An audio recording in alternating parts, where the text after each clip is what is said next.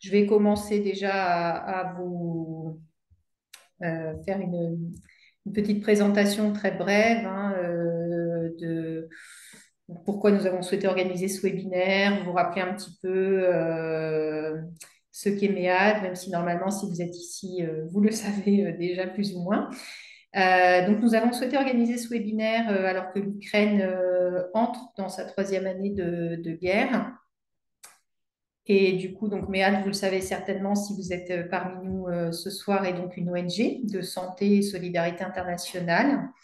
Donc au départ, MEAD, c'est une ONG qui est née de la volonté d'un groupe de médecins de répondre à la crise syrienne en venant en aide aux populations victimes de ce conflit. Dorénavant, l'ONG compte environ 1000 professionnels en Syrie et dans les pays limitrophes et donc depuis 2 ans en Ukraine. Nous avons également pour 2024 des projets en Palestine ainsi qu'au Yémen, même si rien n'est fait encore. Mais en tout cas, nous avons 2 professionnels de santé engagés à nos côtés qui reviennent tout juste de missions exploratoires, dont Pierre Catoire, que vous entendrez tout à l'heure. Et donc l'Ukraine. Alors pourquoi cet engagement après 12 ans en Syrie? Eh bien, justement, c'est son expérience de la médecine de guerre acquise en Syrie qui donne en fin de compte toute sa légitimité à notre ONG pour intervenir en Ukraine. Parce qu'il faut savoir que ces 2 terrains de guerre comportent quand même de nombreuses similitudes. Il y a également des différences. Pierre Catoire vous en parlera plus longuement tout à l'heure. Mais ces 2 guerres sont des guerres totales qui ne distinguent pas les populations civiles et militaires, notamment s'agissant des bombardements. Les personnels soignants non formés se retrouvent donc à devoir gérer un afflux de patients victimes des combats, de bombardements, d'explosions de mines, en plus en fait de leur médecine du quotidien. Et par ailleurs, la situation, comme celle que l'ONG a pu connaître en Syrie, d'encerclement, de sièges, conduit les hôpitaux à travailler en situation dégradée, notamment par manque de moyens et de personnel.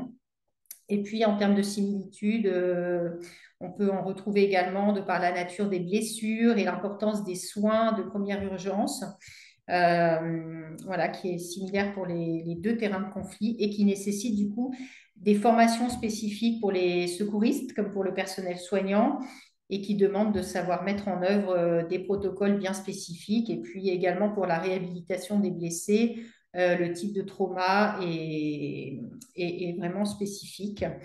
Et l'idée de cette prise en charge, notamment en ce qui concerne la prise en charge d'urgence, ça va être de savoir mettre en œuvre ces protocoles pour pouvoir soigner non pas tout le monde, mais le plus de monde possible et le mieux possible.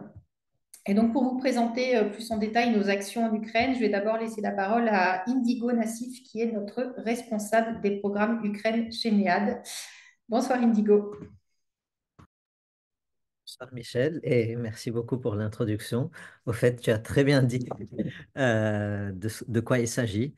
Donc moi, je suis le chef de programme en Ukraine et nous avons actuellement 2 programmes sur le terrain. Michel vous l'a dit. On a un programme de formation où Pierre, mon collègue, va entrer plus en détail. Et nous avons un programme de réhabilitation qui aussi va être présenté par ma collègue Natalia tout à l'heure. Pour notre programme de formation, qui a évidemment, comme Michel l'a dit, qui a été une lesson learned de notre première mission en Syrie, nous avons pu utiliser cette expérience pour pouvoir établir des centres de formation. Tout d'abord, notre première initiative a commencé par un centre de formation à Lviv. Et Lviv donc se trouve à l'ouest, un peu loin des lignes de front, donc plus en sécurité. Et puis nous sommes dirigés vers un centre de formation à Kharkiv. Et Kharkiv est au fait une région qui se trouve très proche des lignes de front. Et nous avons aussi établi une équipe mobile de formation qui circule dans les régions de l'Est pour organiser des formations de médecine de guerre pour les médecins qui sont en train de répondre sur ces lignes de front. Et donc pour les aider à soigner des genres de blessures qui sont très particulières à la guerre, comme par exemple des amputations et des attaques chimiques, des polyfracturations et autres qui vont être présentées plus par mon collègue Pierre Catoire. Mais donc là, je vais donner la parole à ma collègue Natalia, qui va parler à propos de notre programme de réhabilitation, plus en détail, et des régions où nous sommes en train d'établir ces programmes. Voilà, Euh, il faut préciser à nos participants, Natalia Sopko est ukrainienne, et donc elle va intervenir directement depuis l'Ukraine. Et Ah, c'est elle n'est Ukraine. pas francophone, donc du coup, c'est Indigo qui va traduire voilà, sa présentation. Donc merci beaucoup à vous deux et je laisse la parole. I give you the flow, Natalia. Thank you. Thank you, Michelle. Thank you, Indigo. Hello, everyone. Sorry, I don't speak French, so today my colleague Indigo will help me. Désolé, je ne parle pas le français, donc moi, je vais vous aider pour la traduction. So my name is Natalia Subko. I'm project coordinator of rehabilitation project, which we do in 2 cities in Ukraine, in Vinnytsia and Kyiv, and I'm going to speak about it. Okay, so I'm presenting myself. My name is Natalia Sopko, and I am the field coordinator. Ah non, voilà, En français. en français. Donc, Natalia Sopko, coordinatrice sur le terrain, responsable de projets de réhabilitation de nos centres qui se trouvent à Kiev et à Vinnytsia. Thank you, Indigo. So unfortunately, from February 24, 2022, Russia started large-scale invasion against Ukraine, which resulted in, first of all, millions of refugees left Ukraine, mostly women and children. Donc, malheureusement, à partir du 24 février 2022, la Russie a commencé une agression en une très grande échelle contre l'Ukraine et des millions de réfugiés ont quitté l'Ukraine, principalement des femmes et des enfants. From the first day of the invasion until today, until now, there are unfortunately dead and wounded every day. We have everyday bombing, attacking with missiles, with drones, shelling residential areas of cities, with artillery destroying civilian industrial infrastructure, hospitals, schools, hospitals, and etc. Donc, dès les premiers jours de l'invasion, il y a eu beaucoup de morts et de blessés parmi la population. Nous avons fait face à beaucoup de bombardements, des attaques par missiles et drones euh, sur les zones résidentielles des villes, détruisant l'infrastructure civile et industrielle, les hôpitaux aussi, même les écoles et les monuments historiques. As a result, Ukraine and its population have been receiving health consequences like physical injuries, psychological impact, displacement, disruption of healthcare services, public health challenges, and increased mortality and morbidity. En conséquence, l'Ukraine et sa population ont subi des conséquences sanitaires comme des blessures physiques, des impacts psychologiques, beaucoup de déplacements, des perturbations des services de santé et beaucoup de défis pour la santé publique et l'augmentation de la mortalité. And Ukrainian health system was not ready to that huge number of war wounded. If we're talking about just the number of specialists, I decided to compare the approximate number of physiotherapists in Germany and in Ukraine. And it turned out that there are 24 highly qualified physiotherapists in Germany for 10,000 of population and 0.68 in Ukraine. So the number is not comparable. Le système de santé ukrainien n'était pas prêt à accueillir ce nombre énorme de blessés de guerre. Et en parlant du nombre de spécialistes, j'ai décidé de faire une comparaison approximative de physiothérapeutes en Allemagne et en Ukraine. Donc, par exemple, il s'est avéré qu'il y a 24 spécialistes hautement qualifiés pour une affaire de 10 000 personnes en Allemagne, alors que pour l'Ukraine, il s'agit de 0,68 euh, pour les 10 000. Donc, ce n'est pas du tout un grand nombre. And of course, it's not only about the number of specialists, but it's also about approaches to rehabilitation and its quality. Since the full-scale invasion statistics indicated 22,000 limb amputees due to wounds from war, and in the picture, I would like to explain, it's two of our patients, Tatiana and Vadim, who, as you can see, have amputations. Et donc, il ne s'agit pas seulement du nombre de spécialistes, mais également des approches de la réhabilitation et de sa qualité. Depuis l'invasion, les statistiques indiquent plus ou moins 22 000 amputés à cause des blessures de guerre et plus que 270 000 ont aujourd'hui besoin de services de réhabilitation. Et voilà une photo, par exemple, de quelqu'un qui a une amputation. In addition to physical injuries, the conflict has also taken a significant toll to mental health, with many individuals expressing post-traumatic stress disorder, PTSD, depression, anxiety, and other physical disorders. Et en plus des blessures physiques, le conflit a également eu un impact significatif sur la santé mentale. De nombreuses personnes souffrent de troubles de stress post-traumatique, de dépression, d'anxiété et d'autres troubles psychologiques. Patients losing limb not only experience loss of movement, but they also experience phantom limb pain in a limb which is no longer there.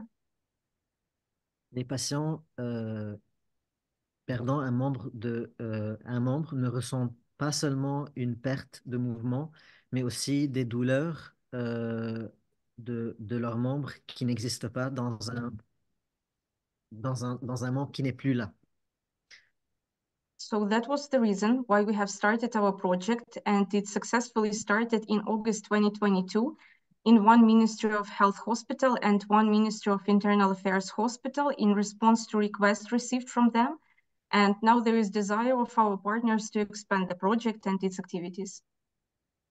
Et donc, le projet a été lancé en août 2022, tout d'abord dans l'hôpital du ministère de la Santé et dans l'hôpital du ministère de l'Intérieur, en réponse aux demandes reçues de leur part. Il existe maintenant un désir de nos partenaires d'étendre le projet. The main goal of this project is to provide a comprehensive approach to the rehabilitation of war wounded.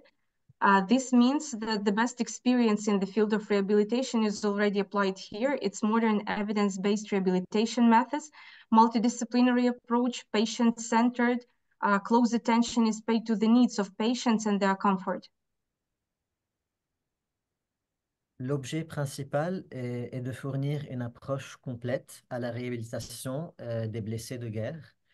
Cela donc signifie que la meilleure expérience dans le domaine de la réhabilitation est déjà appliquée. Des méthodes de réhabilitation modernes basées sur des preuves, une approche multidisciplinaire, une focalisation sur le patient, une attention particulière est accordée aux besoins des patients et à leur confort. Qualified specialists of multidisciplinary rehabilitation teams form an individual rehabilitation plan for each patient, which allows to maximally restore lost body functions and return a person to a socially active life. Les spécialistes qualifiés des équipes de réhabilitation multidisciplinaire élaborent un plan de réhabilitation individuelle pour chaque patient, ce qui permet de restaurer au maximum les fonctions corporelles perdues et de retourner une personne à une vie socialement plus ou moins active. How do we achieve this result? At the moment, we have got projects in two tertiary healthcare centers, one in Kiev and one in Vinnytsia. We're having a team of 9 physical therapists, 2 psychologists, and 2 social workers. Donc, nous avons un projet de réhabilitation avec des équipes multidisciplinaires, 2 centres de soins et un hôpital du centre à Kiev et l'Institut de réhabilitation à Vinitia.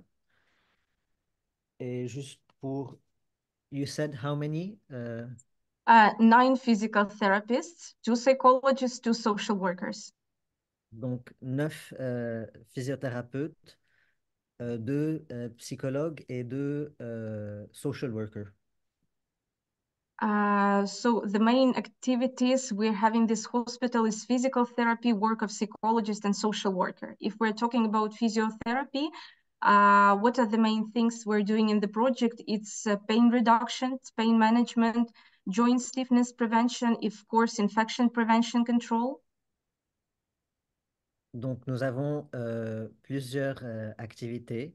Pour la physiothérapie, il s'agit de réduction de la douleur, de la prévention de la raideur articulaire, des contrôles des infections et de la prévention euh, de gonflement ou autres, et l'amélioration de la fonctionnalité d'un niveau indépendant.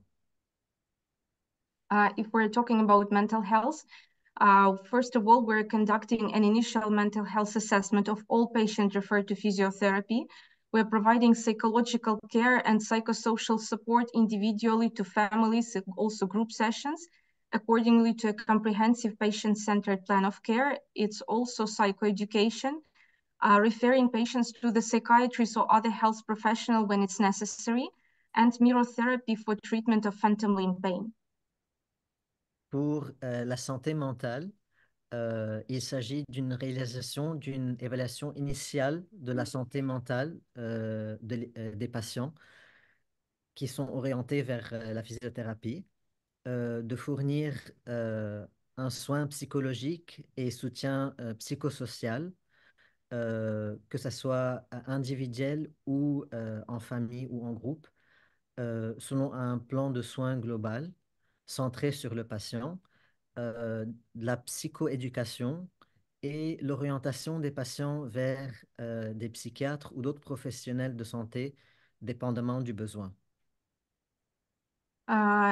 What if we're talking about social support? We're providing direct social support based on assessed social needs, like support patients on his pathway of receiving prosthesis with support in restoration of documents lost. We're in close collaboration with governmental and non-governmental structures to receive assistive devices for patients. And we're also organizing outdoor activities and events to help patients socialize, like zoo, cinema, planetarium, and we're visiting P&O facilities. Le soutien social, il s'agit de fournir un soutien social direct basé sur le besoin social qui va être évalué, le soutien des patients dans le processus de réception de prothèses quand il s'agit, d'un soutien pour la restauration de documents s'il y a des documents perdus, la collaboration avec des structures gouvernementales pour recevoir des dispositifs d'assistance, d'organisation d'activités et d'événements en extérieur pour aider des patients à socialiser, comme par exemple partir au zoo, cinéma et autres, et des visites aux installations du projet. Colleague, could you please show 2 next pictures of a visit to prosthesis facility where patients are shown how the prosthesis is produced and they got to know their pathway, and a picture of our visit to the zoo. On va partager des photos avec vous maintenant. 2 pictures, 8 and 9. Yes, thank you. This one.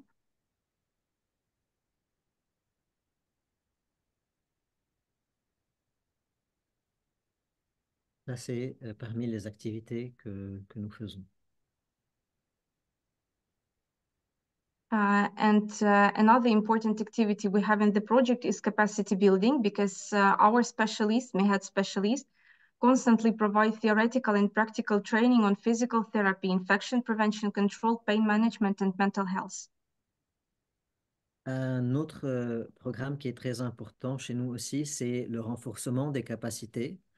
Les spécialistes de MEHAD fournissent des formations théoriques et pratiques sur la physiothérapie, le contrôle de la prévention des infections, la gestion des douleurs et sur la santé mentale. And some statistics. If we're talking about physiotherapy, in year 2023, we have provided rehabilitation services to 717 patients who received 22,000 sessions of physical therapy. Et comme statistique, jusqu'à présent, par exemple, pour la physiothérapie, 717 bénéficiaires, nous avons 717 bénéficiaires dans les deux hôpitaux et les nombres de séances de réhabilitation sont de presque 22 100 séances. 518 patients in both hospitals received mental health and psychosocial support services. From them, 38 civilians, 480 veterans of war. They received altogether 4,000 sessions. And we have also provided 116 group sessions for them. Pour la santé mentale, il y a 518 bénéficiaires dans nos deux hôpitaux, dont 36 civils et 480 vétérans. Et les nombres de séances arrivent jusqu'à presque 4000 séances. Et pour les séances de groupe, il s'agit de 116 séances en tout. Very shortly, I would like to tell you the story of one of our patients of whom we are very proud. He got his mine explosive injury in April 2022 and was taken to Russian captivity. Luckily for him, in 3 months, he was released from the captivity and then got into our rehabilitation program. And today I would like to demonstrate his results after 1 year work with physical therapist, psychologist, and social worker. Coralie, will you please support me with videos? Yeah. So this is Serhi. Là, on partage l'histoire d'une personne qui a été atteinte par une explosion en avril 2022. Et il a été capturé La logistique, c'est pas par un les Russes un problème là. Elle refuse de dormir ailleurs que dans le canapé. en juillet C'est pas 2022. une solution. Mais Il a vous gérez été ça entre libéré vous. Oui, mais et elle vous écoute. Moi, on a travaillé avec lui pendant 1 an.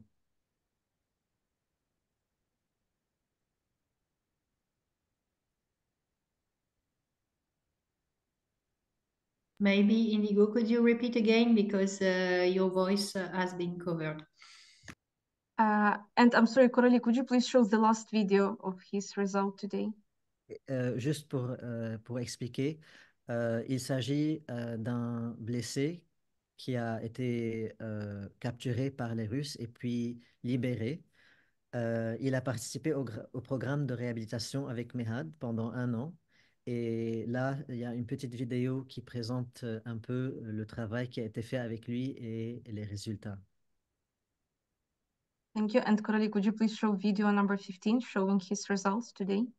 If it works, of course. Yes, thank you, this video. Ça, c'est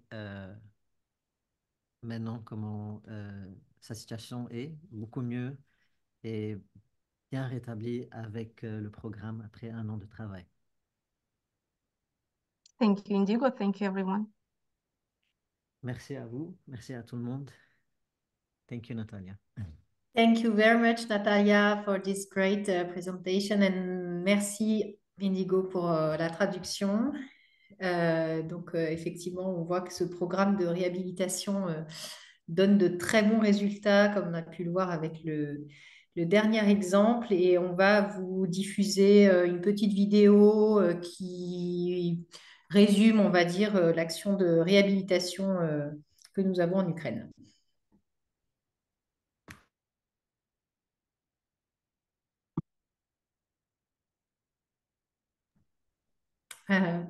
Si tu peux diffuser la vidéo, s'il te plaît. Juste une seconde. Merci.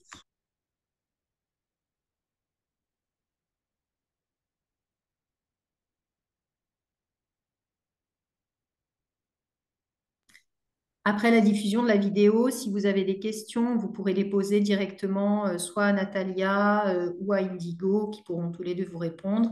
N'hésitez pas du coup à désactiver votre mute, donc à activer votre micro ou à poser les questions dans le chat, comme je vous expliquais tout à l'heure. Est-ce que vous voyez la vidéo? Oui, c'est bon, on peut la lancer, merci.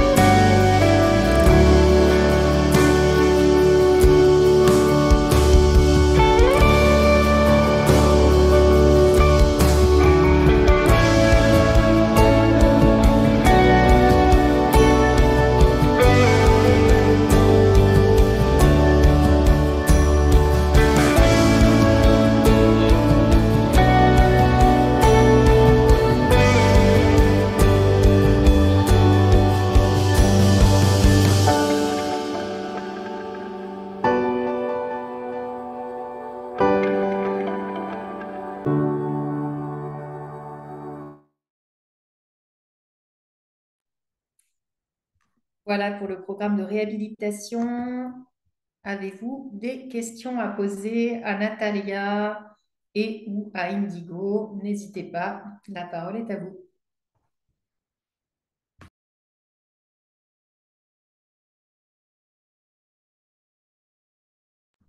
N'ayez pas peur de vous lancer, hein. Aucune question ne sera bête ou inutile.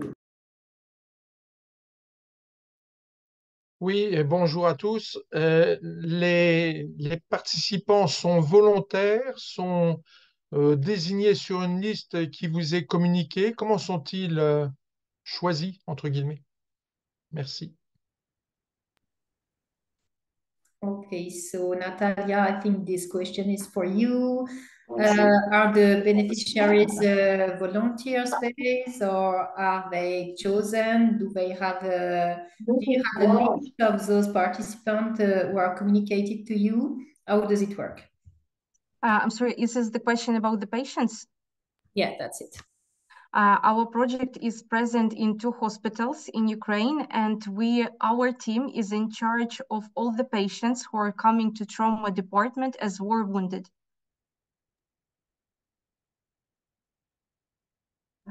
Maybe Michelle, will you support me Indigo, with translation yeah. or Indigo? Sure, or maybe Indigo, can you translate for the Natalia speech? Donc, tous les patients qui se dirigent au trauma section dans l'hôpital sont pris par l'équipe de MEHAD. Et nous avons une question dans le chat de la part d'Emmanuel qui dit bonjour. Avez-vous une idée du nombre de personnes blessées qui ne sont pas prises en charge? Pouvez-vous prendre en charge des personnes qui viennent de tout le pays ou seulement proches des hôpitaux? Peut-être soit Indigo, si tu peux répondre ou traduire auprès de Natalia. The question is, do you have an idea of the number of injured people that are not taken by this hospital? And can we receive patients that are coming from Ukraine, from other regions that are not close to this hospital? Every patient receiving any injury connected by the war has its own road, which is defined by the Ministry of Health. So each patient is receiving treatment and rehabilitation as much as it is possible. It's my first part of answer. I give you translation.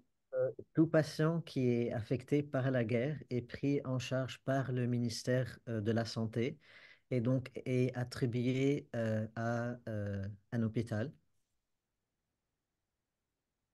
So there is no such a situation that war-wounded patient is not receiving treatment. He will be placed in a hospital. Why we chose these two facilities in Vinnytsia and in Kiev, because they needed biggest support by multidisciplinary rehabilitation teams. Donc, généralement, il n'y a pas une situation où un patient ou un blessé de guerre n'est pas traité dans un des hôpitaux en Ukraine. Nous avons choisi ces deux centres parce qu'il y avait une grande demande et beaucoup de besoins. And in the hospitals where rehabilitation care is not provided that way, we are also supporting them by trainings, theoretical, practical, materials, and so on. Et dans les endroits où nous ne sommes pas présents, nous sommes quand même en train d'aider certains centres pour des formations et d'autres activités pour aider d'autres facilités.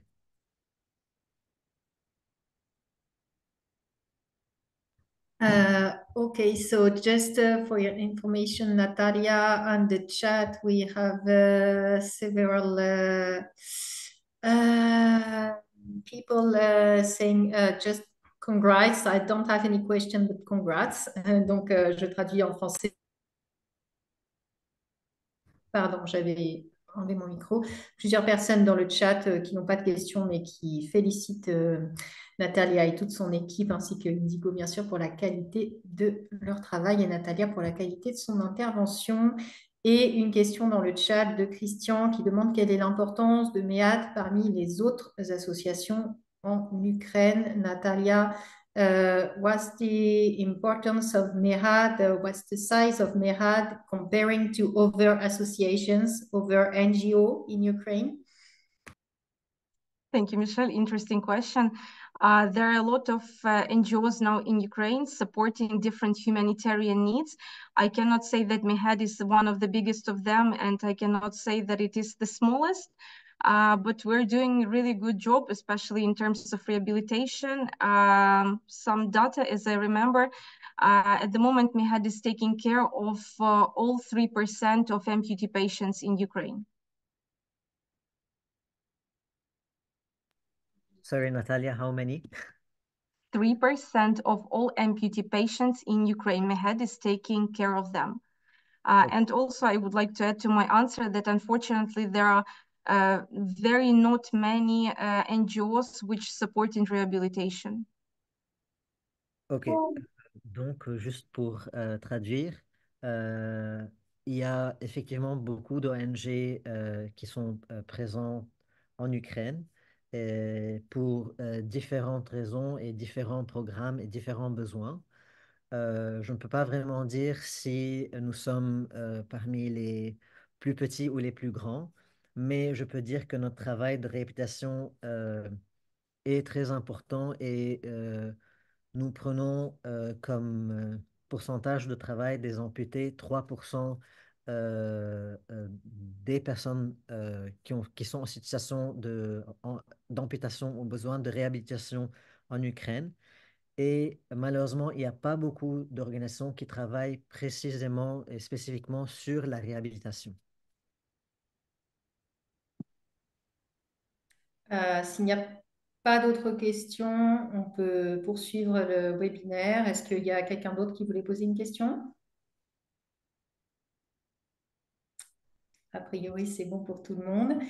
Donc, du coup, je vais pouvoir laisser la parole maintenant à Pierre Catoire, qui est médecin urgentiste et référent scientifique pour MEAD, voilà, et qui va nous parler de la formation des soignants, donc de la Syrie à l'Ukraine, avec un focus sur la formation à l'échographie d'urgence. Pierre, je te laisse la parole. Oui, bonjour à tous. Pierre Catoire, je suis un des représentants, un des médecins qui participent aux activités de MEAD. Moi, je suis médecin urgentiste à Paris et j'ai participé aux activités en Ukraine et en particulier à l'élaboration de la formation à l'échographie. Cette formation à l'échographie, elle a commencé en mars 2022. En fait, c'est un projet qui a été conçu dès mars 2022. Pour vous faire l'historique globalement, en fait, on a commencé par contacter des médecins ukrainiens et des formateurs ukrainiens, ce que je vais y revenir après.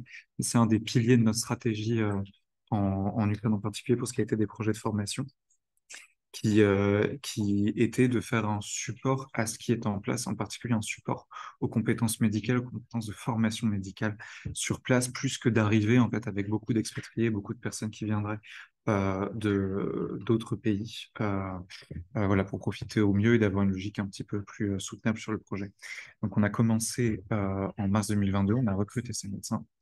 En mai 2022, on a fait une première session d'élaboration des conducteurs pédagogiques qui nous a permis de donner notre première session de formation en août à Lviv, que vous voyez sur la carte, hein, comme mes collègues précédents vous disaient. Lviv, c'est la grande ville la plus à l'ouest de l'Ukraine. Puis formations qui se sont étendues progressivement vers l'Est, là où, comme vous vous doutez, il y a eu de plus en plus de besoins, notamment une formation qui s'est tenue en octobre à Kharkiv, donc en octobre 2022, qui a permis de nous mettre en collaboration avec les équipes sur place, notamment avec les structures d'urgence et de soins intensifs, qui se sont fortement impliqués dans le projet, puisque plusieurs d'entre eux, et notamment la chef de service du grand hôpital de Kharkiv, Kharkiv c'est la deuxième plus grande ville d'Ukraine, qui est maintenant instructrice dans le programme. Donc voilà pour l'essentiel du panel du projet. Alors, les besoins qu'on a identifiés au début de cette mission, comme je vous disais, c'est à la fois de garantir un accès aux soins critiques pour les victimes de guerre, mais aussi dans des crises longues, et malheureusement, on s'attend à ce que les enjeux en Ukraine soient de longue date, c'est aussi d'anticiper l'après. Et l'après, en l'occurrence, ça va être une grande souffrance à la fois sur le système de santé et sur les capacités de formation des professionnels. C'est-à-dire que, vous voyez, on est déjà à 2 ans. Bah, ceux qui étaient jeunes étudiants en médecine, maintenant, pour certains, ils sont déjà internes. Et forcément, leur formation a déjà souffert des conditions qu'on retrouve là-bas. Donc, faire partie également du système d'entretien et de montée en compétences du personnel médical en Ukraine, c'est également dans une stratégie d'anticipation de ces enjeux. Alors, on a mené ces formations en échographie. Alors, je vous montre juste cette photo pour que vous voyez les conditions qui peuvent être très variables. Donc là, on a un centre de formation qui est plutôt de bonne qualité. On fait ces formations à la fois à des médecins plus ou moins jeunes que vous pouvez voir sur la photo. On participe aussi à la formation des internes et puis on a été amené à exercer dans des conditions plus difficiles. Alors, je vous montre juste cette vidéo qui vous montre la qualité du matériel qu'on a et qui vous montre ce qu'on arrive à proposer à nos personnels. Alors, je vais vous montrer celle-là, je vais vous montrer la suivante. J'arrive à passer mes diapos. Euh, voilà. Donc, on a du matériel qui a été fourni. Alors, notamment, ce projet il a été financé par le centre de cellule de crise du ministère des Affaires étrangères en partie, et qui nous a permis non seulement de faire de la formation à l'échographie, mais aussi de donner du matériel directement. Grâce à tout ça, on est maintenant à plus de 2000 personnes formées de former à l'échographie. C'est-à-dire, c'est des gens qui sont maintenant capables d'identifier les blessures principales et les lésions principales que ces des victimes de guerre dont ils ont la responsabilité, en sachant que l'échographie, c'est un outil qui existe en Ukraine, qui existe dans tous les pays, donc notamment en Ukraine, mais qui est un outil qui est particulièrement critique en conditions traumatiques. Pourquoi? Parce que dans les zones les plus exposées au conflit, vous allez avoir un manque d'accès à des outils de radiologie plus avancés, je pense notamment au scanner et à l'IRM. Vous allez avoir un manque d'accès même aux radios simples et ou un manque de, de génération de puissance électrique qui va vous rendre très vulnérable sur ces ressources-là. Or, la possibilité d'identifier les lésions, c'est ce qui va vous permettre de décider si le patient A va passer avant le patient B au bloc opératoire. Euh, et ça peut être tout à fait critique, en particulier dans ce qu'on appelle les mass casualty events, donc les arrivées massives de patients. Dans le contexte ukrainien, dans le contexte où il y a des bombardements intenses, alors qui étaient surtout intenses au début du conflit, mais qui sont encore présents dans certaines zones, la capacité à pouvoir monter en puissance un dispositif de tri de patients aidé de l'échographie, c'est quelque chose qui est tout à fait critique. Et les retours qu'on a des personnes en formation, c'est qu'en général, au bout de 2 semaines, ils ont déjà l'expérience d'au moins un patient dont ils ont changé le pronostic par la formation échographique qu'ils ont reçue avec nous. Alors, vous voyez, on peut être amené à des conditions de formation plus précaires. Donc là, la photo ici, elle a été prise à Kharkiv, dans les sous-sols, dans les abris aériens du centre de formation qu'on utilisait, puisque à Kharkiv, comme vous avez vu sur la carte, on a une trentaine de kilomètres de la frontière russe. Donc, contrairement à Kiev ou à Lviv, où vous allez avoir des alarmes antiaériennes qui vont vous permettre d'anticiper, là, sur des terrains comme ça, on va avoir parfois l'alarme antiaérienne qui va arriver en même temps que la frappe, voire après la frappe. Donc tout ça pour voilà, vous donner cette image que les personnels soignants dans les hôpitaux aussi vont être exposés à des arrivées massives de victimes sur des délais très très courts. Donc c'est sur ça qu'on a voulu travailler pour notre formation échographique. Donc là, alors les chiffres datent un petit peu parce que la photo date, mais en termes de capacité de formation, on est maintenant à un centre à Lviv, un centre à Kharkiv et surtout un centre de 2 équipes, une de chaque centre, qui sont des équipes mobiles, puisque les soignants qui pourraient bénéficier de formation, souvent ont des difficultés à se déplacer, tout simplement parce qu'ils sont très très très sollicités et qui n'ont pas la possibilité forcément de traverser un pays qui est très grand pour aller se rendre à la formation. Et donc la stratégie, c'est que vu que les apprenants n'ont pas la possibilité de se rendre en formation, c'est la formation qui se rend aux apprenants, en particulier pour les formations d'échographie qui ont l'avantage d'être mobiles dans ces contextes. Donc on est maintenant, au cours des 6 derniers mois, à 53 formations échographie délivrées de chacun 12 personnels, dont plus de la moitié en formation mobile. Donc, c'est quelque chose qui marche très très bien. C'est une formation qui est très demandée. On est au total à plus de 2000 personnes formées et les perspectives bientôt, ça va être que le diplôme qu'on délivre soit reconnu par le ministère de la Santé ukrainien, puisque ça, c'est quelque chose sur lequel on n'a pas du tout voulu renier. C'est la qualité scientifique. Ce programme, il bénéficie de l'expertise d'experts internationaux, d'experts américains, d'experts anglais, d'experts français. Et ce qu'on donne comme formation à l'échographie, c'est une formation qui est focalisée au sens où on fait 2 jours de formation et donc on enseigne ce qu'on peut enseigner en 2 jours de formation. Mais nos apprenants, ils ont la qualification qui correspond aux standards internationaux en formation échographique. Et puis le dernier pilier des principes de cette formation, et j'en resterai là, je serai ravi de répondre à vos questions, c'est que c'est une logique de développement exponentiel, c'est-à-dire que quand on a commencé, on était 5 médecins qualifiés en échographie, donc 4 médecins ukrainiens et moi, à Metz, à concevoir ce programme de formation. On a mis sur table ce qui nous semblait être pertinent comme connaissance à acquérir dans le contexte ukrainien. C'est pour ça que c'est une formation qui est une formation dédiée au contexte ukrainien. Et si on l'étend à d'autres pays, ben, on ne fera pas la même formation parce que les besoins seront différents. Donc on a commencé à 5 et puis on a formé les premiers personnels en Ukraine. Puis parmi eux, il y avait des gens qu'on a pu recruter comme instructeurs, comme les personnes que vous voyez là. Eux, ils ont été formés avec nous lors de la formation à Lviv de août 2022.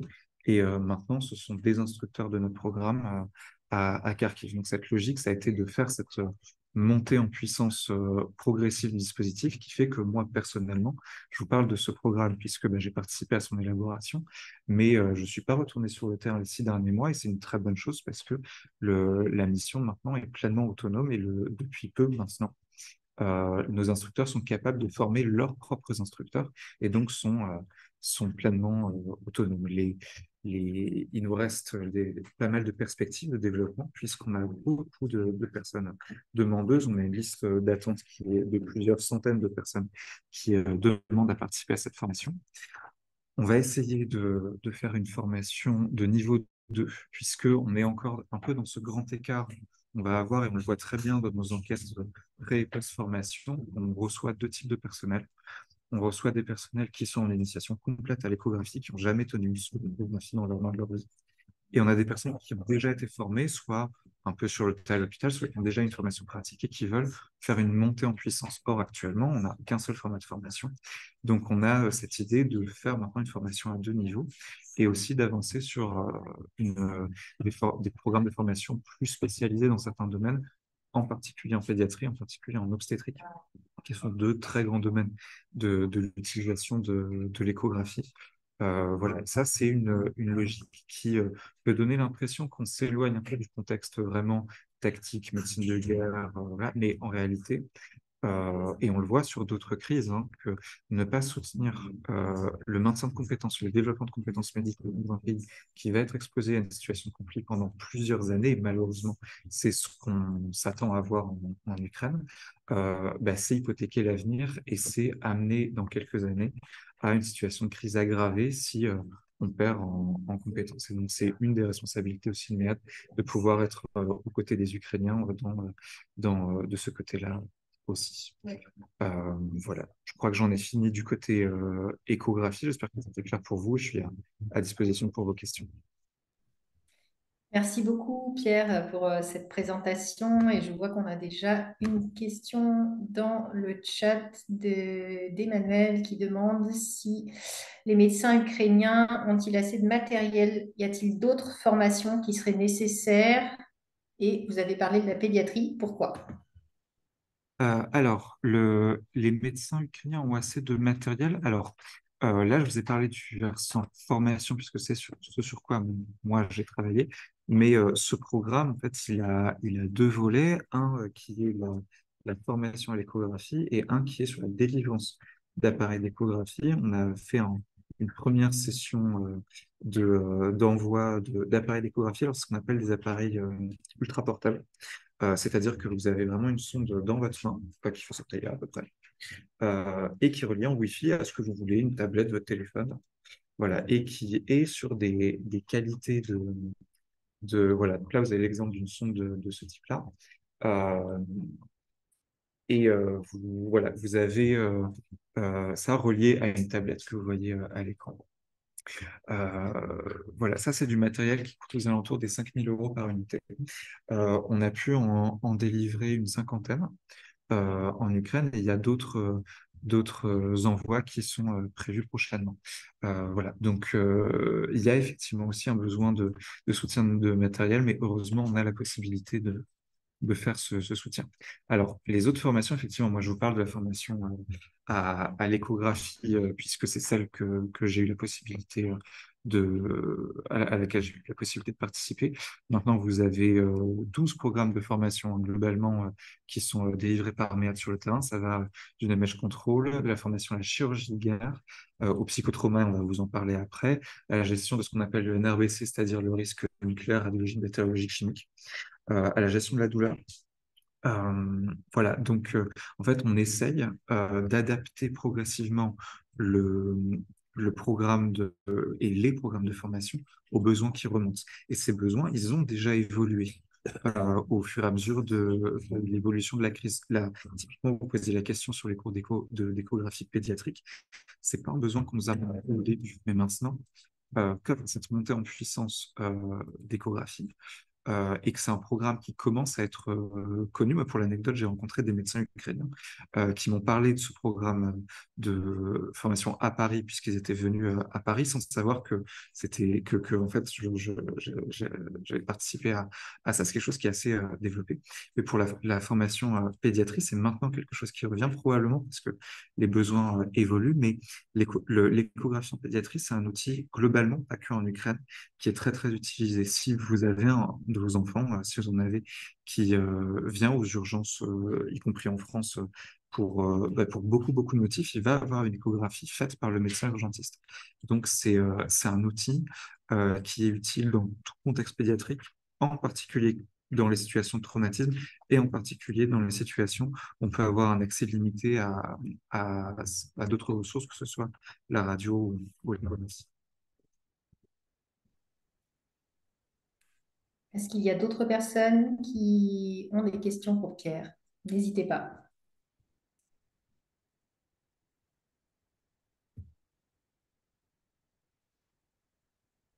Un exemple typiquement une formation en RBC.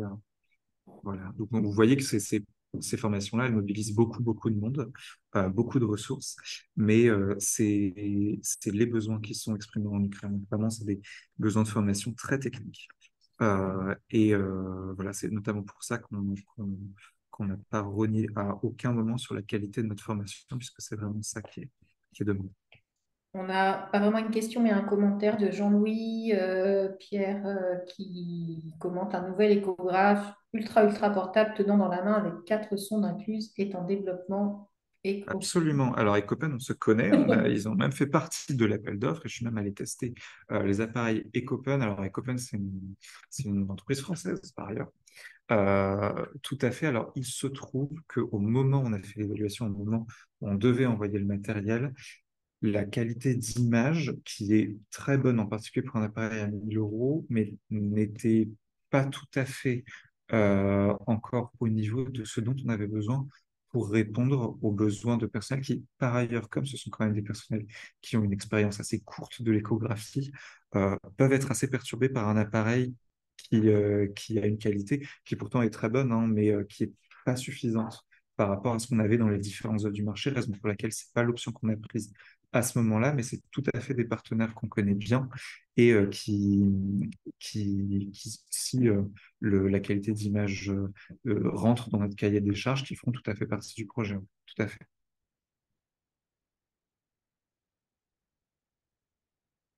Y a-t-il d'autres questions pour Pierre? A priori, personne ne se manifeste, donc on va... Si, je vais me Pardon, manifester à pardon. nouveau. Là, donc, vous êtes urgentiste. J'ai vu la photo du professeur Pitti, qui est urgentiste, anesthésiste.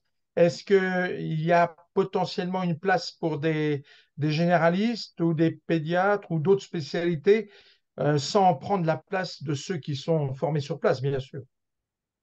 Ah ouais, alors, de toute façon, il y a, nous, clairement, la stratégie étant de, de prendre toutes les personnes qui peuvent apporter quelque chose au projet et qui correspondent aux besoins. Alors, euh, en particulier, c'est vrai qu'on privilégie sur place, c'est une stratégie globale de l'organisation, on privilégie sur place des personnels locaux pour des raisons d'une part d'efficacité et d'autre part des raisons de développement aussi de compétences locales. Maintenant, les besoins de formation en pédiatrie et en médecine générale, c'est pas ce qu'on nous a remonté pour l'instant.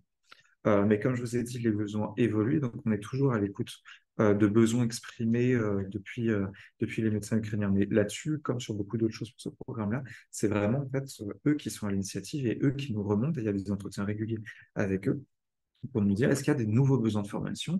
Est-ce qu'il y a besoin d'adapter les formations existantes? Est-ce qu'il y a besoin est-ce qu'il y a des formations qui ne sont plus utiles? Ou est-ce qu'il y a des formations que vous souhaiteriez développer? Donc pour l'instant, sur ces choses-là, il n'y a pas forcément de besoin qui est exprimé, ce d'autant que pour les notions de formation, il y a aussi toute une exigence en matière de formation pédagogique. Je pense que vous le savez, Raphaël Pitti, il est formé en pédagogie médicale, c'est mon cas aussi. Les personnes qu'on intègre à ce programme sont toutes des personnes qui peuvent justifier d'un diplôme spécialisé en pédagogie médicale. Mais voilà, une fois ces exigences particulières qui sont relatives à la qualité de ce qu'on veut proposer en Ukraine, tout ce qui correspond à des besoins exprimés par les personnels en Ukraine est bon à prendre. Merci beaucoup, Pierre, et merci, Jean-Louis, pour votre Merci à question, vous. et merci à tous pour vos questions. Euh, Dernier petit tour de table. Plus de questions? A priori, ça a l'air d'être bon. Donc, on va vous diffuser maintenant, de la même manière qu'après la présentation du programme réhabilitation, une courte vidéo, voilà, qui va vous présenter un petit peu la partie formation. Veuillez excuser par avance les sous-titres en français qui ont été réalisés par l'équipe ukrainienne, du coup, avec voilà, parfois quelques approximations. On les excuse bien volontiers, puisque la maîtrise du français n'est pas toujours évidente.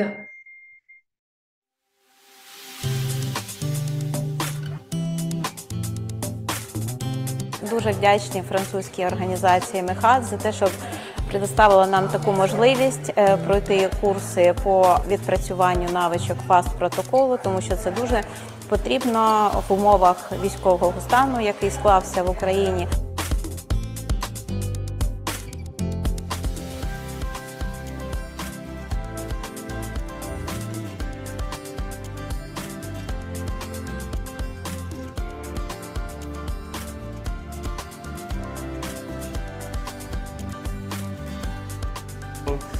Це дуже корисні курси. Тут дуже доступно подають теоретичний матеріал, доступно та просто. І дуже великим плюсом є те, що тут є акцент на практичне заняття.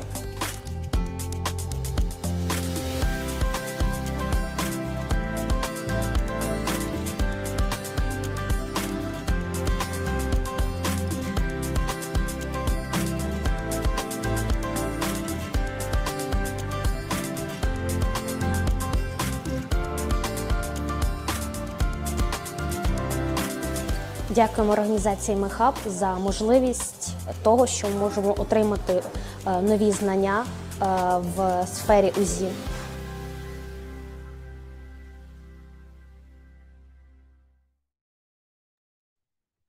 Voilà pour cette vidéo qui résumait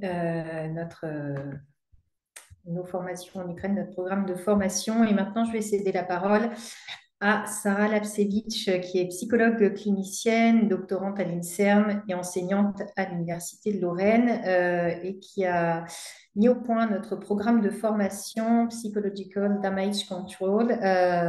Donc, Sarah, je te laisse la parole à ce sujet. Merci Michel, bonjour à toutes et tous. Déjà du coup je suis présentée, pas besoin de le faire un peu plus. Effectivement, je suis psychologue clinicienne au centre Pierre-Janet. Pour faire simple, j'ai une spécialisation évidemment, je suis spécialisée en psychotrauma et donc j'interviens particulièrement dans des situations d'urgence en France, voilà, sur la région Messine, hein, en Lorraine particulièrement. Donc des situations d'urgence comme on peut l'avoir lors d'accidents de routiers, d'attentats, donc c'est moins fréquent en ce moment, mais voilà, des situations de suicide. Et j'ai rejoint MEAD, j'ai le bonheur d'avoir rejoint MEAD maintenant, la formidable aventure qui est MEAD depuis presque maintenant 1 an et demi. Alors, formidable aventure, pourquoi? Parce que déjà sur le plan humanitaire, évidemment, et puis aussi, c'est des rencontres qui sont nécessairement riches, mais aussi une grande fierté parce que MEAD a été une ONG qui a su je dirais, se saisir de l'importance de la prise en charge de la santé mentale, ce qui n'est pas chose facile aujourd'hui, même pour nous ici en France. Tout simplement parce que si on comprend bien évidemment sur la question de l'investissement ou des interventions sur des terrains de guerre de la question médicale, et notamment le fait d'aller sur le terrain former des personnes, des personnels soignants ou non, à des techniques de mise en œuvre pour assurer la survie des patients. Et c'est notamment ce que Pierre, mon collègue Pierre, expliquait tout à l'heure, c'est la notion de ce qu'on appelle de damage control. Eh bien, c'est un petit peu plus compliqué sur le plan psychologique déjà parce que sur le plan psychologique, les blessures sont des blessures, évidemment, mais qui ne se voient pas nécessairement. Aussi parce qu'il y a une complexité énorme sur le fait que, mais c'est une réalité néanmoins, sur le fait que nous sommes profondément inégaux face à la situation traumatique, à l'incident critique, qui peut s'expliquer évidemment par l'événement en question, euh, mais aussi par les dispositions propres de la personne et puis les dispositions qui sont mises en œuvre sur le terrain pour cette notion de réhabilitation. Alors, il a fallu à un moment donné réfléchir à qu'est-ce que, en tant que psychologue, on pouvait mettre en place, comment on pouvait intervenir. Et donc, il y a toute une équipe, notamment une équipe du Centre Pierre-Janet, qui s'est montée avec d'éminents professeurs, avec d'éminents docteurs aussi, avec lesquels nous avons pensé et réfléchi à comment on pourrait intervenir sur le terrain. Et donc, nous avons transposé. Là, vous voyez, ce sont les salles de formation, enfin les salles, la salle de conférence à Lviv, sur laquelle j'ai eu plaisir d'intervenir et de former mes collègues professionnels de santé mentale. Donc, psychologues, certes, mais aussi également psychiatres et différents corps de métier. Et donc, nous avons pris le pari de développer la notion de psychological damage control, qui est le damage control, mais appliqué dans le milieu psychologique. Et donc, concrètement, ça veut dire quoi? Ça veut dire que nous avons développé un moyen de formation, nous avons donné des compétences, entre guillemets, fait monter en compétences des professionnels de santé mentale, évidemment. Alors, ça peut paraître cocasse qu'en France, aujourd'hui, une psychologue forme des psychiatres. Mais en réalité, et d'autres psychologues aussi, mais en réalité, ce que les gens ne savent pas vraiment, c'est que oui, nous sommes psychologues, mais on a un petit peu, comme en médecine, nos spécialisations. Et donc, le champ du psychotrauma, c'est un champ d'application et d'intervention qui est vraiment particulier, pour lequel il faut être formé. Et donc, se sont réalisés donc, ces programmes de formation, c'est un peu la même, enfin, c'est exactement d'ailleurs la même dynamique que celle que Pierre vous a présentée. Donc, nos premières formations ont eu lieu à partir du mois de novembre 2022 et se sont découlées. Au départ, elles étaient à destination essentiellement de professionnels de santé mentale. Il y a eu donc, à date aujourd'hui, on a monté 134 voilà, professionnels, enfin, de formation de professionnels de santé mentale et 11 pour les non-professionnels de santé mentale. Et donc, cette formation, ce Psychological Damage Control, c'est l'objectif, c'était d'aider les professionnels et non professionnels de santé mentale à assurer le tri des victimes et à les former à la reconnaissance de certains symptômes. Et donc, c'est, on va dire, une formation, un concept qui se décline en 4 niveaux de gravité. Donc, le premier étant un niveau faible. Alors, ce qu'on appelle un niveau faible, c'est tout simplement la reconnaissance de ce qu'est un état de stress adapté, le stress qui a une vocation d'assurer la survie de l'individu, stress que nous connaissons tous, hein, le stress normal. Ce moment où on est confronté à une situation stressante et on a le cœur qui se met à battre très fort et une sudation un peu extrême, une striction un peu laryngée, donc avec cette sensation de boule dans la gorge. Pour ce niveau de formation-là, enfin pour ce niveau de gravité, si je puis me permettre, on est plus dans un objectif de former des professionnels de santé mentale et non santé mentale à la stabilisation des patients. L'objectif pour nous, c'est de les aider à reconnaître un état de stress qui va être normal dans une situation et d'aider leurs patients à rentrer, ce qu'on appelle dans leur fenêtre de tolérance, donc à redescendre leur niveau de stress. Le deuxième niveau qu'on a identifié, eh bien, c'est un niveau modéré. Et donc là, on est plus dans un patient qui va présenter une détresse, une insécurité, une anxiété. Et sur le plan symptomatologique, on va rencontrer des troubles du sommeil, on va rencontrer des cauchemars, des flashbacks, tout ce qui est bien connu dans le champ du psychotrauma. Et dès ce niveau-là, on est déjà dans la mise en place de formations, de protocoles qui sont des protocoles à visée évidemment préventive, mais aussi curative. Et ce sera également le cas dans le niveau élevé. Le niveau élevé, voilà, qui sera un niveau évidemment de stress un peu plus élevé. Donc voilà, le niveau modéré, on était plus sur, pardon, excusez-moi, on était plus sur l'apparition de peur, des appréhensions, et le niveau élevé, là, on est plus sur des flashbacks, donc un état de stress aigu. Et donc dans ce niveau-là également, on est sur des protocoles de prise en charge qui ont une visée curative. Et le quatrième niveau, eh bien là, on est sur quelque chose qui va être de l'ordre du pathologique parce que, alors on signe déjà l'entrée dans la pathologie avant, mais dans le niveau pathologique, c'est un niveau qui implique que de par l'histoire de vie de la personne, on aura non pas un événement traumatique qui aura été identifié, mais évidemment plusieurs événements traumatiques qui auront été au préalablement identifiés et qui auront marqué la vie du patient et qui va venir cristalliser la psychopathologie.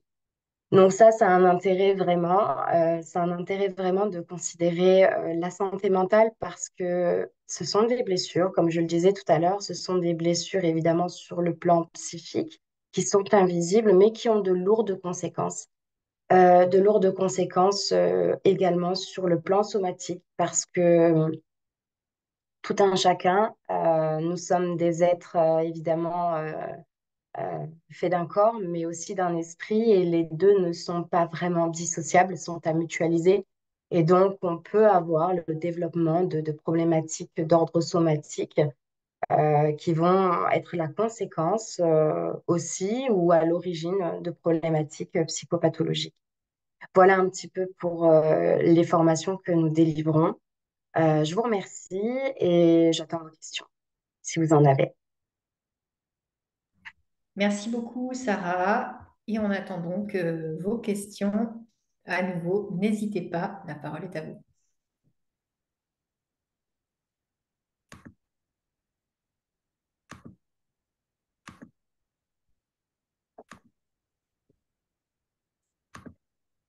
Alors, y a-t-il des questions? Pour l'instant, il n'y a rien, en tout cas, dans le chat.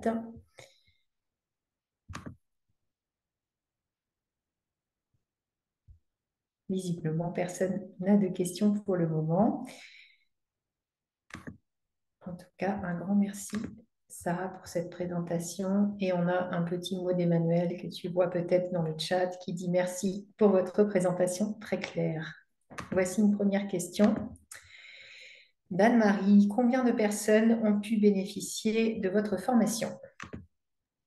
Alors, c'est ce que je disais tout à l'heure. Je n'ai pas les chiffres exacts et je crois qu'Indigo doit les avoir, puisque nous sommes plusieurs collègues à intervenir sur ce genre de formation. Nous sommes, enfin, plusieurs. Nous sommes deux à être déportés sur le site de Lviv. Et donc, le référent scientifique qui est mon collègue, le docteur Bruno. Donc, il y a eu 134 formations pour les professionnels de santé mentale, mais peut-être qu'Indigo a le nombre exact de nombre de participants à ces formations, notamment, voilà, il y a des fois, vous l'avez vu passer sur les vidéos, il y a des formations où il y avait énormément enfin énormément, non, pas énormément, mais quand même beaucoup plus de personnes, et des formations qui sont limitées, on va dire, à une dizaine de personnes. Donc, on peut vite faire le compte. Alors, évidemment, on est un nombre bien moins important que pour le moment, puisque c'est en développement, hein. On y travaille encore, on est encore activement mobilisé pour ça, mais c'est moins important que les aspects, on va dire, médicaux, hein, qu'on peut comprendre, assurer la survie physique et physiologique des patients. Mais on a encore énormément de travail, si je puis dire, parce que comme le disait mon collègue tout à l'heure, Pierre, le docteur Catoir, malheureusement, c'est une situation qui risque de durer avec une cristallisation des symptômes et donc il va falloir réadapter encore le programme de formation puisqu'on ne sera plus sur du traumatisme simple, simple entre guillemets, c'est-à-dire avec un événement qui a un début, une fin. mais on va plutôt aller sur quelque chose de complexe, avec des tableaux cliniques complexes et qui nécessitent des prises en charge qui vont être complètement différentes. Voilà, voilà pour la réponse. Merci beaucoup, Sarah. Je ne sais pas si Indigo te souhaite compléter éventuellement au niveau des chiffres, si tu en as peut-être des plus Non, complets. c'était bien dit de Sarah. Oui, pour le moment, nous sommes aux alentours de 15 formations qui ont déjà été faites, mais nous avons beaucoup plus pour les mois qui viennent parce que effectivement, c'est une demande qui est de plus en plus présente. Et donc, nous avons plusieurs formations prêtes pour le mois de mars et avril. Merci. Et Anne-Marie, à nouveau, qui demande si les personnes formées interviennent surtout en milieu hospitalier. Alors oui, les personnes formées sont généralement, alors pour les professionnels de santé mentale, ce sont généralement des collègues qui travaillent en milieu hospitalier. En tout cas pour le site de Lviv. Pour les non-professionnels de santé mentale, ça inclut les équipes de sapeurs-pompiers, par exemple, de SAMU, comme on pourrait le faire d'ailleurs, on pourrait le décliner ici. Donc, des personnes qui sont directement impliquées sur le terrain et qui peuvent appliquer des protocoles déjà triés et appliquer des protocoles immédiatement sur le terrain auprès des victimes. Merci beaucoup, Sarah. Une question d'Emmanuel. Les personnels professionnels en Ukraine, je vois que tu hoches la tête, tu la vois, je la lis peut-être pour ceux qui ne verraient pas le chat. Les personnels professionnels en Ukraine sont eux-mêmes soumis aux situations qui causent des troubles. Les aidez-vous à gérer eux-mêmes ce qu'ils vivent? Question très intéressante, je trouve. Absolument, voilà, surtout quand on est, alors c'est vrai que quand on est spécialisé en Ukraine ou pas dans ce genre de prise en charge, évidemment, et surtout dans cette spécialisation qui est le psychotrauma, ben, on est tout simplement confronté à l'horreur toute la journée, du matin au soir. Et donc déjà, il existe sur place ce qu'on appelle des supervisions. Et puis, des moments où on arrive enfin, où mes collègues arrivent à libérer leurs émotions, évidemment, avec d'autres collègues. Mais bien sûr, je suis en perpétuel contact avec certains de mes confrères en Ukraine et avec lesquels nous faisons des supervisions et avec lesquels nous échangeons ici aussi et avec lesquels on peut être amené à appliquer des protocoles aussi, puisque c'est ce qu'on appelle le traumatisme vicariant, le traumatisme qui est vécu de façon indirecte parce qu'il ne nous touche pas directement, mais le fait d'être confronté à l'horreur toute la journée, on reste une victime malgré tout de ça. Donc oui, il y a aussi des programmes, je sais que des programmes sur site où justement ils se créent eux-mêmes des prises en charge immédiates et des prises en charge d'urgence. Mais oui, en tout cas, moi, en ce qui me concerne, je suis en contact avec des collègues et évidemment, nous échangeons beaucoup autour de ces problématiques-là.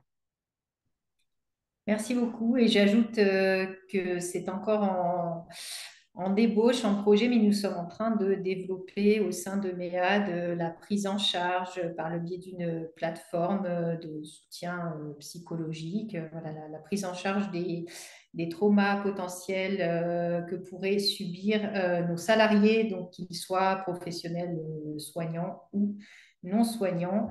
Voilà, donc ça c'est un projet que nous sommes en train de développer puisqu'effectivement, beaucoup sont confrontés parfois à des situations qui peuvent être très difficiles. Est-ce qu'il y a d'autres questions pour Sarah? Alors, pour l'instant, plus personne ne semble se manifester, donc j'ai l'impression qu'on a fait le tour au niveau des questions. Voilà, et donc au niveau du timing, on est plutôt pas mal. On a bien respecté ce qu'on avait prévu, donc ça, c'est une bonne chose. Du coup, je pense qu'on va pouvoir clôturer ce webinaire et je voulais vous remercier d'abord évidemment tous les intervenants. Et puis, merci à vous aussi, tous les participants, pour votre écoute. Merci pour vos questions. Et puis, merci à vous tous, puisque c'est vous qui suivez nos actions, qui les relayez, et c'est également vous qui soutenez nos actions par vos dons.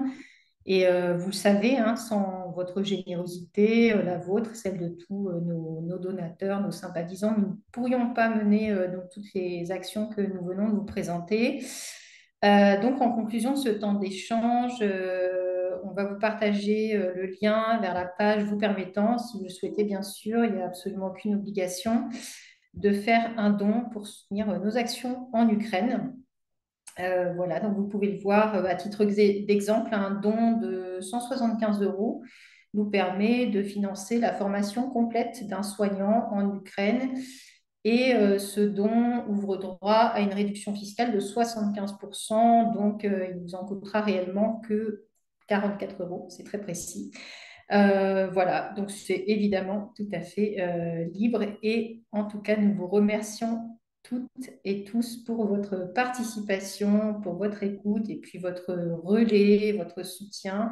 Voilà, c'est vraiment vous qui faites exister l'association, qui faites exister toutes nos actions. Donc, merci encore voilà, pour votre participation.